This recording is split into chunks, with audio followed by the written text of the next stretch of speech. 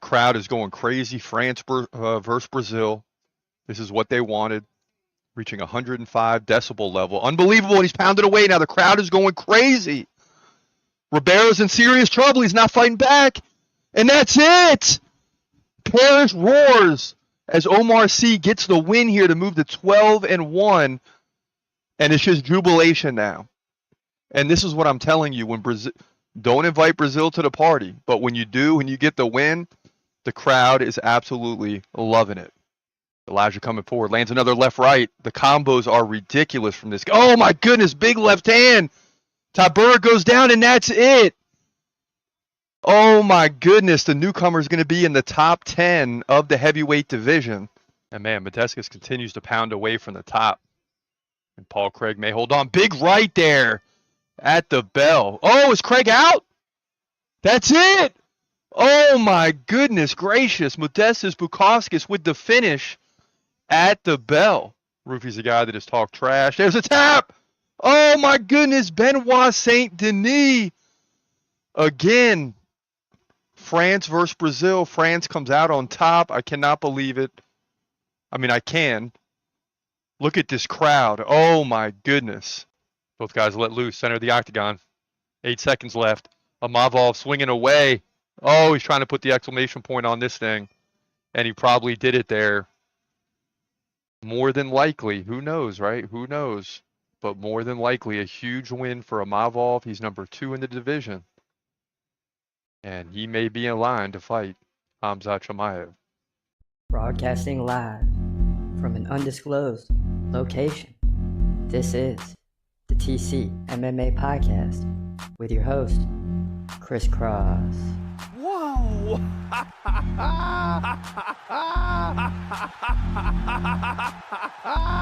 Dana White privilege. Let's go, baby! Let's go! Let's go! Let's go! Let's go, baby! Dana White privilege. Privilege.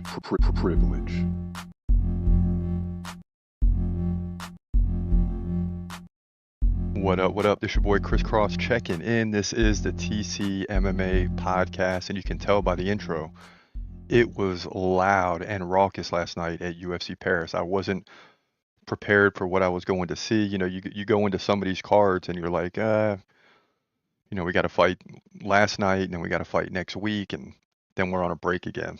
So we don't have any pay-per-views coming up until early October. And then all of a sudden it kicks off, and you have 11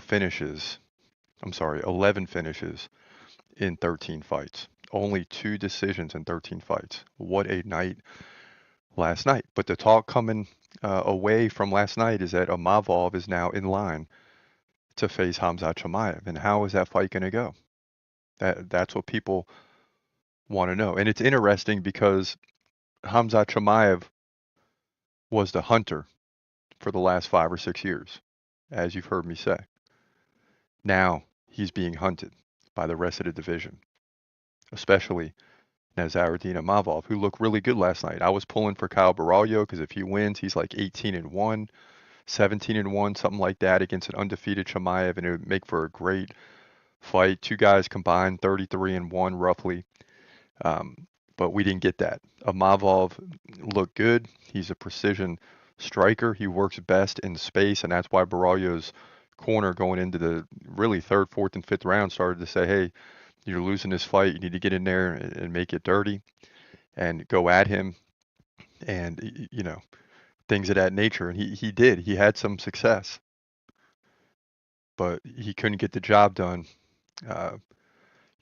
throughout the fight. So as we look forward to this impending matchup, now Amavov did say after the fight that his ankle was hurting. He didn't feel as good as he normally would. So hopefully that's not going to delay this fight. I'm hoping it's the last pay-per-view of all time, or at least for the next 7 years with the UFC moving to Paramount Plus. That will be a great way to finish off ESPN with Chimaev versus Amavov for the middleweight title. And I'm sure ESPN will love that. So when you look at this matchup, I mean, Khamzat Chimaev is landing 5.4 significant strikes per minute to Amavov's 4.5. And that's because Amavov is more precision. He needs space right? He needs to keep the space. He wants to throw at certain times. He's pretty active, but not too active. He's above the UFC average for sure, but still, Hamza is outpacing him. Now, Hamza doesn't want to stay on the feet, right? He wants to get into the body of Imavov, take him down, uh, and keep him there and try to finish him. And that's, Imavov has 78% takedown defense, but that's not against Hamza Chimaev. That thing's going to drop to like 40% real fast, if not worse. You saw against DDP, it was like 12 takedowns, I believe, roughly on 15 attempts. So the dude is ridiculous with the takedown attempts. I mean, that's like nearly, what, 80% in that fight. Hamza Chimaev 15-0. The dude is relentless. And according to Chat GPT summary, it states Chimaev brings a dominant grappling assault, combining elite level wrestling, high takedown output, perfect defense with efficient striking and control. On the other hand, Imavov is a technical striker, landing at a high rate and defending strikes very well while offering decent takedown defense, but far less offensive wrestling. So that's a problem. So in a hypothetical matchup between the two, there will be a stark contrast. Chimaev's relentless wrestling versus Imavov's precision striking and takedown resistance. Okay, so yeah, there is some takedown resistance there, but those are, again, fights that are not Hamza Chimaev, and he wants to keep his distance. He wants it to be a clean fight. Hamza Chimaev is not a clean fighter. He's going to get inside. He's going to be close. He's going to be in your face. He's going to shoot for takedowns. And I just don't believe Imavov has what it takes to get in there and compete with Hamza Chimaev. But he's the next in line. And Hamza's going to have to win 2 or 3 middleweight fights before probably going up to the light heavyweight division, hopefully, to take on Alex Pereira. And if I'm Hamza, I'm waiting. I'm not even booking this fight yet. I want to see what happens with Pereira. If Pereira wins, I'm just forget the middleweight division. Let's go up to light heavyweight. I know that's probably not the strategy right now, but at the same time, that's what I want to see. I don't think there's anyone in the middleweight division that's going to compete with Hamza. And I know there's talk of him going down to welterweight. Don't want to see that. 170 pounds. I don't like that. When Roy Jones Jr. in boxing started doing all that, and he jumped up and then jumped way down, that's when he got beat, right? Because it takes a toll on your body. When you cut that weight, you lose power and strength, and it's just not something that I particularly want to see Hamza Chimaev do. But time will tell, We'll have to wait and see. But I'm here to tell you, there's no middleweight fighter right now that can compete with Hamza Chimaev. And the only one that separated themselves is Imavov. So if he's got to take that fight, fine. He's going to go in there and beat Imavov. And then what's next? There's really already the middleweight division is cleaned out. You still got Adesanya in there. You got DDP. Probably will fall to number 2 maybe in the division. So you got DDP and Imavov, Adesanya, a few other guys in there, but nobody even close to Hamza Chimaev. That's the bottom line. Now, as we march ahead and move past UFC Paris, you got Noche UFC going down this Saturday. There's already been some changes in the card, specifically the co-main event with Raul Rosas Jr. According to ESPN right now, from what I'm looking at, is out of that fight. I didn't have a chance to get into that any further.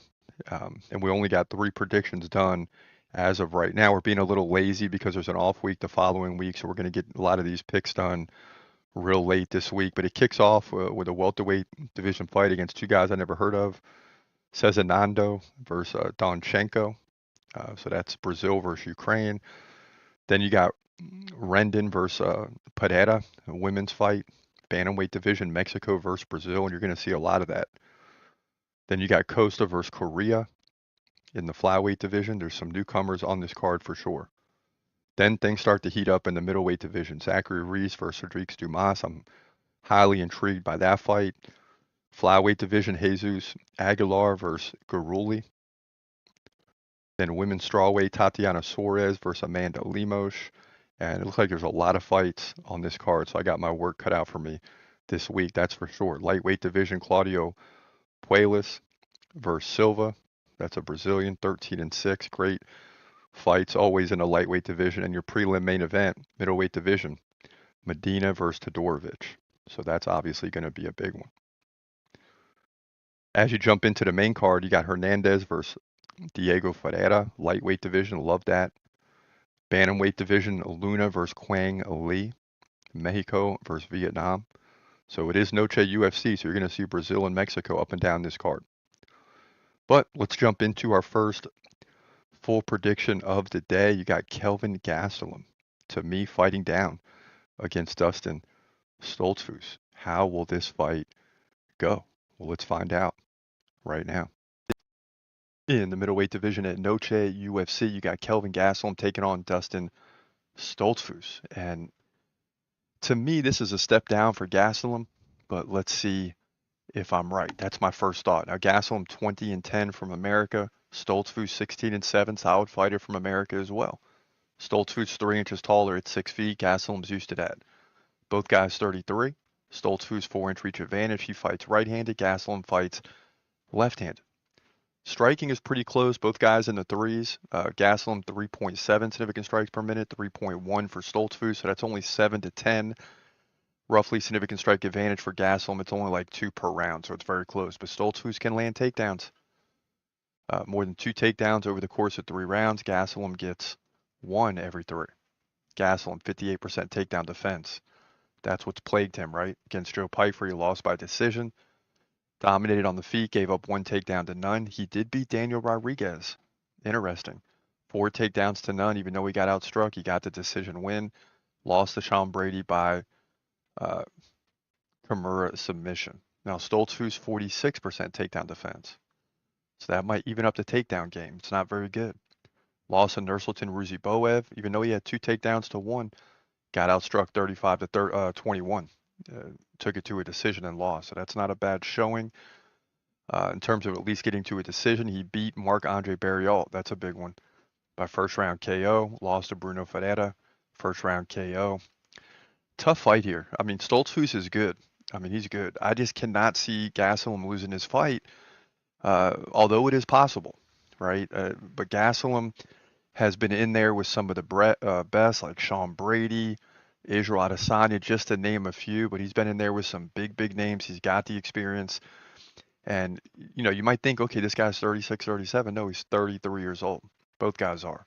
So I think that gives Gastelum the advantage. He's better on the feet. He's got better takedown defense. He'll probably land some takedowns in this fight, as well as outstrike Stoltzfus. So I don't see an angle for Dustin to win. I got Kelvin Gastelum winning this fight, moving to 21-10. Middleweight division. That's my opinion. Noche UFC. Yeah, so that's an easy one. I mean, Kelvin Gastelum is just better than Stoltzfus, and to me, this is a fight down. Taking nothing away from Stoltzfus, right? Good fighter, 15 or 16-7. You know, he's going to put up a good fight, but this is one where Gastelum's back is against the wall, and you just got to believe he's going to win this one. Now, in the next one, a lightweight division, best division in the UFC, you got Rafa Garcia, very good fighter from Mexico, right? Taking on Jared Gordon from America, 17-4, 21-7. Both guys very capable of winning. But how will this fight play out? Let's get into it right now. In the lightweight division, the best division in the UFC, right? At Noche UFC, you got Rafa Garcia taking on Jared Gordon. This has the makings to be a great fight. Garcia from Mexico, 17-4. Gordon from USA, 21-7. He's the favorite. Let's see why. Gordon 2 inches taller at 5'9". He's 36, so he's getting up there. Garcia 31, still in the prime. Garcia 2-inch reach advantage. Both guys stand right-handed. Now, Gordon is more active on the feet, 5.7 significant strikes per minute, well above the UFC average. Garcia right at the average, 4 significant strikes per minute. So you're looking at like 25 to 30 potentially significant strikes more for Gordon. But Garcia lands more than 1 takedown per round. Gordon gets like 1 every other round. Garcia, 77% takedown defense, beat Vince Pichel last time out by decision. Got beat on the feet, but had 2 takedowns to none, helped him get the win. He lost to Grant Dawson, second round KO, just dominated 44-5 in significant strikes. Before that, he beat Clay Guida. Now, Gordon, on the other hand, 62% takedown defense. That could be a problem in this fight, and that'll stifle a good striker in Gordon. I mean, if you can't defend the takedowns, that's a problem. He beat Diego Moises by first round KO, so he's got the ability, right? Lost to Nasrat Hakparast by split decision. Great fight, 146 to 141. Hakparast on the feet. No takedowns in that one, so just a great stand-up striking affair. He beat Marco Madsen before that by first round KO. No contest against King Green, and lost to Paddy Pimblett. The striking was 63 to 60, very close, but 3 takedowns to none for Gordon. That's surprising. Still lost a fight by decision. So it's going to be a very good fight, but you got to really look at that Sean O'Malley fight and say, okay, Gordon is for real. That's why he's the favorite here. It's hard to go against him. I can't do it. I got Jared Gordon winning a very close fight here. I don't know about 3 to 1. I give it 2 to 1, maybe even closer to even. But anyway, Jared Gordon is going to get the win, in my opinion, by decision. In significant strikes, maybe KO to move to 22-7. Lightweight division, UFC, or Noche UFC. Yeah, so we like Jared Gordon to get the win here. To me, he's just better. That's why he's nearly a 3 to 1 favorite. Sometimes we look at the odds. Sometimes the odds aren't available. And we look at the odds here, 3 to 1 favorite. Okay, let's see if there's an angle that we can find where everybody is missing something. And that's rare. It does happen. It does happen for sure. But it's rare to find an angle and say, hey, everybody's missing this particular piece, and we're going with the underdog. But not in this one. I mean, Jared Gordon is a better fighter. Rafa Garcia is certainly capable of winning, and it is Noche UFC, so the Mexican crowd is going to be there in full force. Should make for an interesting fight, but Jared Gordon is just a better fighter. Now, just before the kickoff to the podcast, we found out Raul Rosas Jr. is out of the co-main event, so we don't have that prediction for you. It looks like Rob Font is taking on a guy named David Martinez, who's 12-1. We'll get to that prediction later. It will be posted on the channel, so check that out. But I'm already leaning towards Rob Font to win that fight. We had Raul Rosas Jr. winning. So, this is a tough one that he has to pull out of this fight. But that's the way it appears. So let's jump right into the main event, and it's going to be a good one, ladies and gentlemen. It's going to be a solid main event. You got Diego Lopes taking on Jean Silva, featherweight division, Brazil versus Brazil. So there'll be a lot of Brazilians in the crowd for this as well. And who do you root for, right? You got a guy in Diego Lopes that has been a staple of the UFC for some time. You got Silva, who's coming in. I mean, the guy's 16-2. He's looked virtually unstoppable. And he's a Brazilian that a lot of people are believing will fight for a title at some point in time, but you got to get past Diego Lopes. It's not a given. He is a 3 to 1 favorite, but it's not a given. Let's jump into this fight prediction right now. In the featherweight division, your main event at Noche UFC, you got Diego Lopes taking on Jean Silva. 2 high-level fighters in this division. Brazil on Brazil. It doesn't get any better than this. Lopes 26-7, Silva 16-2. Lopes 4 inches taller at 5'11". He's 30. Silva 28 years old. Lopes 4-inch reach advantage. Both guys stand right-handed. Now in terms of activity, that's Silva 4.8 significant strikes per minute to 3.7. So you're looking at 15 to 20 if it goes 3 rounds. 15 to 20 significant strike advantage that is for Silva. In terms of the takedown game, really non-existent for both guys. I mean, less than 1 every 5 rounds. So they're going to stand up and throw. At least it would appear that way on paper. Now, Lopes lost to Volkanovski by decision for the title, 158-63 in significant strikes. He did beat Brian Ortega by decision and Dan Ige, as well as Sadiq Youssef, Pat Sabatini, Gavin Tucker, while riding a 5-fight win streak leading to the title fight. Silva beat Bryce Mitchell by submission. Melsik Bagdasaryan, KO. Drew Dober, KO. So the guy has been stellar so far in the UFC, winning 6 straight. But this is a step up. I mean, this is definitely a step up. But Silva has looked unstoppable. Both guys in their prime. 28 and 30 years old. So it's going to be a great fight, great battle, but I'm going to lean towards Jean Silva in this one. There's no easy way out. I mean, it's Brazil on Brazil. If it was close, I would lean towards Brazil normally, right? And I think it's going to be a close fight. So no easy way out in this one, but Jean Silva's landing more significant strikes. Neither fighter's really going for a lot of takedowns, so that's all you got to bank off of. And Jean Silva has yet to lose. Now, Diego Lopes is a major step up, but I do believe Jean Silva gets the job done here by decision and probably will win by about 20 significant strikes. So he's clearly going to win 2 rounds out of 3 to take this thing likely. Well, actually, it's 5 rounds. So you're looking at more like 30 to 40 significant strikes if it goes that far. So we'll see. But I like Silva to win to move to 17-2, featherweight division, UFC, or Noche, UFC. Yeah, so obviously it's going to be a highly competitive fight. That's why it's the main event.